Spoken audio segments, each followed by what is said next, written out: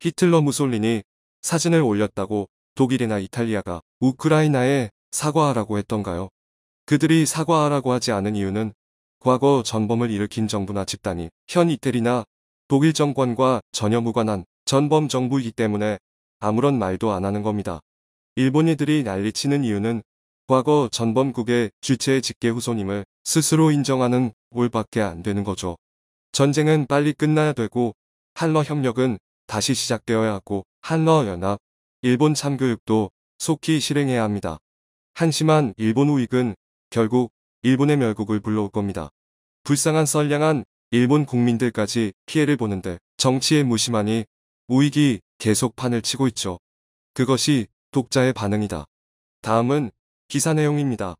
얼마 전 러시아 외무부 대변인은 일본 정부가 네오나치즘의 공범임을 공개적으로 드러냈다며 일본을 대놓고 비난했습니다. 일본 법무성 산하 정보기관인 공안조사청이 국제테러리즘 요람에서 우크라이나에 아조우 대대를 삭제하자 테러리스트와 네오나치를 미화했다며 일본을 비난한 것인데요.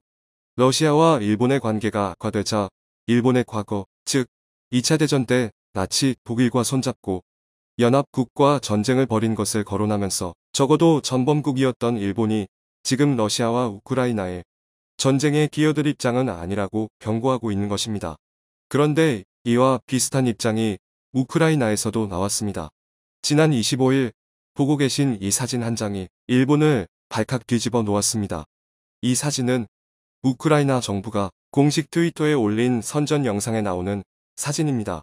이 영상 1분 10초쯤에는 파시즘과 나치즘이 1945년에 패배했다는 문구와 함께 히틀러, 무솔리니, 히로히토 일왕의 얼굴 사진이 나란히 등장합니다. 히로히토 일왕은 태평양 전쟁 시작을 결정했고 일본이 패전하자 방송으로 무조건 항복을 선언한 인물입니다. 우크라이나 정부는 이 선전 영상을 통해 러시아가 이들 3명의 파시스트와 다를 바 없다는 의미에서 러시아의 이념을 러시즘이라고 명명하고 이에 맞서 싸우겠다는 의지를 밝혔습니다. 즉, 우크라이나는 러시아, 독일 나치, 일본을 동일선상에 두고 전범으로 규정한 것입니다.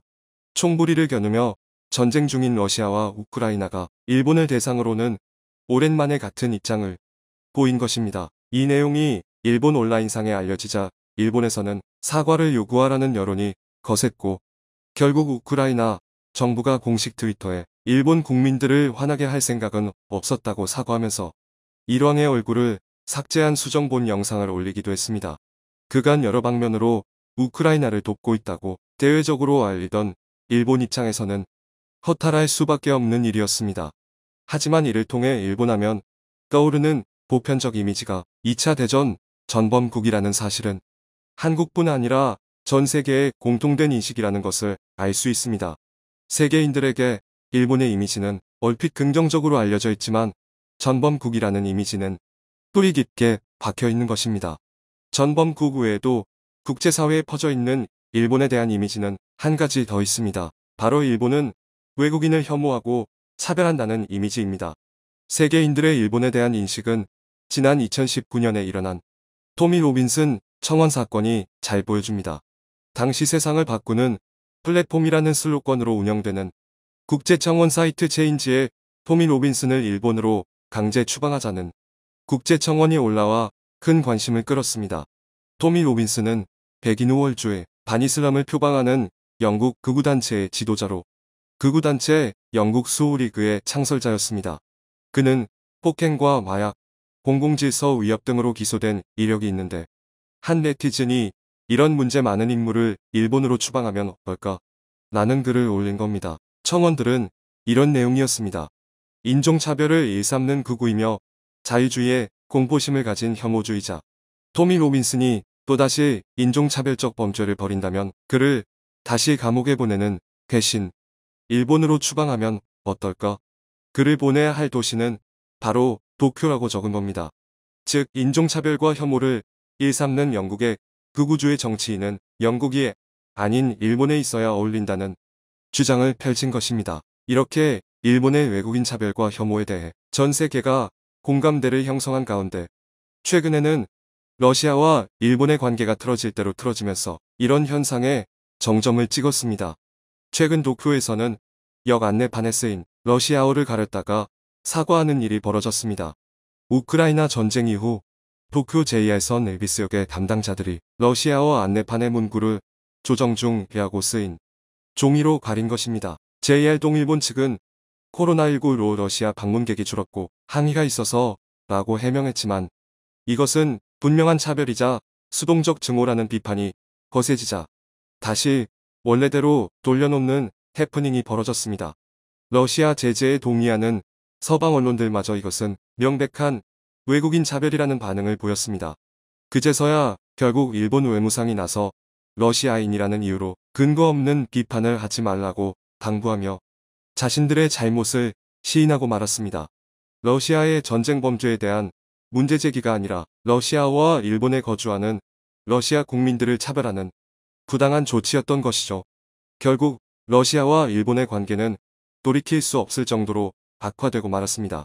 일본은 최근 푸틴이 가장 불편하게 생각하는 푸틴의 딸까지 건드렸습니다. 푸틴의 딸 2명의 자산까지 동결시켜 버린 것인데요. 푸틴의 두 딸인 마리아와 카테리나를 포함해 개인 398명과 단체 28곳을 자산 동결 제재 명단에 추가했다고 발표한 것입니다.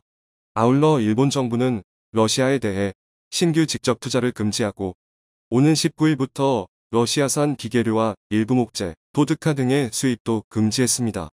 우크라이나와 일본이 엄청난 혈맹 관계도 아닌데 일본은 마치 자신들이 러시아와 전쟁을 하는 듯 과도한 행보를 보이는 것입니다. 이렇게 일본이 오버하는 이유는 러시아의 우크라이나 침공을 계기로 재무장 추진에 속도를 내고 싶은 목적이 있기 때문입니다.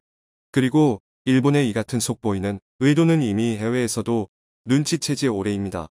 얼마 전 미국 뉴욕타임스는 일본 우크라이나전을 틈타 평화국가 굴레벗기에 속도낸다라는 기사를 통해 일본이 최근 전쟁 불가능한 국가라는 제약을 벗어버리기 위해 우크라이나 전쟁을 이용하고 있다고 보도했습니다. 무엇보다 분쟁지 우크라이나에 방탄복과 헬멧 등 군사장비 지원을 한 것을 뚜렷한 징후로 거론했습니다. 일본은 군사물자 수출을 허용하는 규칙인 방위장비 이전 상원 측의 운용 지침을 수정해 우크라이나 지원을 결정했다는 겁니다. 뉴욕타임즈는 일본의 군사 지원은 평화 국가와는 멀어지고 있다는 점에서 결정적인 장면이라 할 수 있다. 일본이 미국과 동맹에 의존해 자국을 보호하기보다 자체 억지력을 키우려고 한다는 점이 드러나는 분위기라고 보도했습니다. 이참에 전쟁 가능국이 되겠다는 정치적 의도가 너무나 드러난다는 해석인 것이죠. 그런데 일본이 그토록 원하는 전쟁 가능 국가가 되려다가 러시아와 진짜 전쟁을 해야 할 가능성까지 언급되고 있습니다. 최근 아사히 니혼 게이자이 등 일본 주요 신문들은 일제히 푸틴 러시아 대통령이 쿠리열도 남단 섬들을 면세 특구로 지정하는 법안에 전격 서명했다고 보도했습니다. 러시아가 앞으로 이들 4개 섬에서 사업을 하는 외국 기업에 대해 20년간 면세 혜택을 주고 쿠리열도 지역을 개발해 관광객을 데려오겠다고 선언한 것입니다. 전쟁이 끝나기도 전에 푸틴 대통령이 쿠리열도 남단에 면세 특구를 설치하는 법안에 서명한 이유는 우크라이나 사태와 관련해 국제사회의 경제제재 조치에 적극 동참하고 있는 일본을 견제하고 자극하기 위한 푸틴의 한 수라고 보는 시각이 지배적입니다. 기시다 총리는 러시아에 대한 최애국 대우 종료를 검토하겠다고 밝혀 사실상 러시아를 외교안보상 파트너에서 중국 북한과 같은 국가안보상 과제로 격하하는 방안도 검토 중인 것으로 알려졌는데요. 그러자 푸틴이 일본에게 가장 예민한 문제인 북방 4개 섬 문제를 자극해 일본에 강한 경고 메시지를 주고 있는 것입니다. 푸틴은 쿠리열도에 반경 400km 이내에 접근하는 전투기와 미사일을 격추 요격하는 강력한 성능을 가진 대공 방어 시스템을 배치하는가 하면 러시아 군함을 홋카이도 해역에 보내 일본을 긴장시키고 이처럼 투자 및 개발까지 선언하면서 일본에 대한 압박 수위를 높여가고 있습니다. 그리고 러시아의 이 같은 전략은 한국에 엄청난 기회가 되고 있습니다. 러시아는 그간 쿠리열도 개발 사업을 두고 누구보다 한국 기업의 투자 및 개발에 참여해달라고 요청한 바 있습니다. 러시아 국영 타스통신은 러시아 극동북극개발부 장관이 한국의 산업통상자원부 차관을 만나 쿠릴열도에 투자하면 이익 부가가치, 재산, 토지, 교통 등에 대한 세금 면제 혜택을 주겠다는 제안을 했다고 보도했습니다. 일본이 반발하는 것도 아랑곳하지 않고 경쟁관계인 한국의 개발 참여를 부탁해 일본을 더없이 자극한 것인데요. 러시아는 이번 우크라이나 전쟁으로 막대한 전쟁 자금을 투입했고 경제도 치명상을 입은 만큼 쿠릴열도 개발이 더 간절해질 가능성이 높습니다. 러시아가 하루속히 정신을 차려 참혹한 전쟁을 끝내고 망가진 러시아 경제를 복원하는 일에 집중해야 한다는 생각이 드는데요. 이때 한국 기업들에게도 엄청난 기회가 열릴 것으로 전망됩니다. 시청해주셔서 감사합니다.